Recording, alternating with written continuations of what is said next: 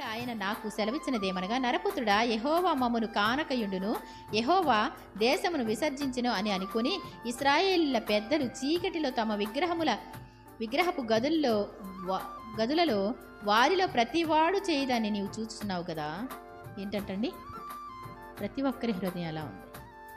వాళ్ళు చేసేటువంటి ప్రార్థనా మందిరాల్లో దేవునికి చేయబడుతున్నటువంటి ఆరాధనలు ఎలా ఉన్నాయంటే, చీకటి గదుల్లో, అంటే దేవుడు చూడట్లేదు అనుకుంటారు, ఏదో వెళ్ళటం, చేయడం, వచ్చేయడం.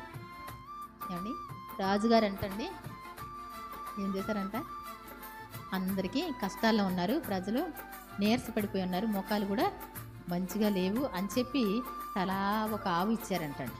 మంచి ఆవులు, పాలు తీసుకొని తాగండి, మీ అందరూ ఎలా ఉండాలి, చక్కగా అందంగా ఉండాలి ముఖాలు అని చెప్పి. ఆ తర్వాత కొన్ని రోజులు అయిన తర్వాత రాజుగారు అందరూ బాగున్నారా అంటే అందరూ బాగున్నారు అన్నారండి.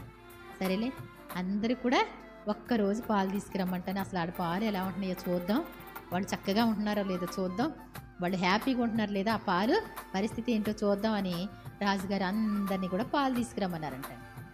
ఏమండి, పాలు తీసుకురమ్మంటే ఏం చేశారంటండి, ఆ పీప లాంటి పెద్దది ఏదో పెట్టారంటండి.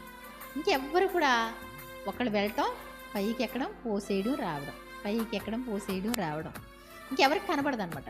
ఏమంటే ఓట్లు వేసేటప్పుడు ఎలా ఉంటుందండి, ఒక్కడే పంపిస్తారు, ఒక్కడే వెళ్ళి ఏం చేస్తాడు, అదేంటో కొత్తోడు కూడా అసలు అర్థం కాదు, కానీ పక్కనోడు వెళ్ళకూడదు. అలాగా ఈ పాలు పోసేసి రావడం అనమాట. పాలు పోసేసి వస్తే రాజుగారు వచ్చి చూస్తే ఏమున్నాయి అంటండి, నీళ్ళే ఉన్నాయి అంటండి. ఏమండి, అంటే రాజుగారు చూడరేమో, ఏంటంట వాళ్ళందరూ పాలు తీసుకొస్తారు కానీ నువ్వు నీళ్ళు పట్టవే ఎందుకు, ఈరోజు మరి రోజు తాగుతున్నారు కదా. ఏమండి, రోజు తాగుతున్నారు కదా, ఒక్కరోజు రాజుగారికి పోస్తే ఏమైంది, రాజుగారు చూడరు అనుకున్నారు. రాజుగారు వాళ్ళ ముఖాలు బాగుండాలి, వాళ్ళు ఆరోగ్యంగా ఉండాలి అని ఆవుల్ని ఇస్తే ఏం చేశారంటండి, రాజుగారు ఈ మన నీళ్ళని బసి కడతాడు ఏంటి అని చెప్పి అందరూ నీళ్ళు తెచ్చారంట. అందుట్లో పాలు చొక్కలేదంటండి. అర్థమవుతుందండి, దేవుడు కూడా మనల్ని పట్టించుకోడు, ఏదో ఒక రకంగా భక్తి అనేటువంటిది చేద్దాం. ఏమండి, అబ్బా పండగ వచ్చిందంటే ఎలా ఉంటుందండి, అసలు మనల్ని దేవుడు చూస్తున్నాడో లేదో తెలియదు.